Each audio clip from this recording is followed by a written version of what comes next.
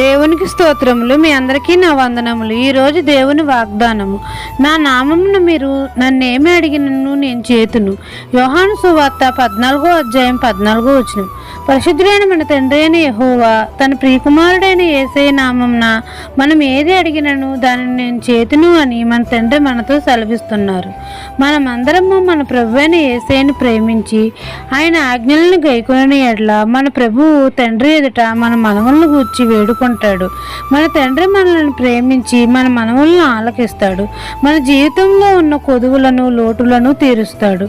యెహోవాను ప్రేమించి వారిని తండ్రి ఆస్తికర్తలుగా చేస్తాడు. కాబట్టి మనమందరము మన యేసయ్య నామమున దేనిని అడిగినను మన తండ్రి తన ప్రియకుమారుని యందు మహిమపరచుటకే దానిని చేస్తాడు. మనమందరము మన యేసయ్య నామమందు విశ్వాసం ఉంచాలి. నమ్మకమైన వానికి దీవెనలు మెండుగా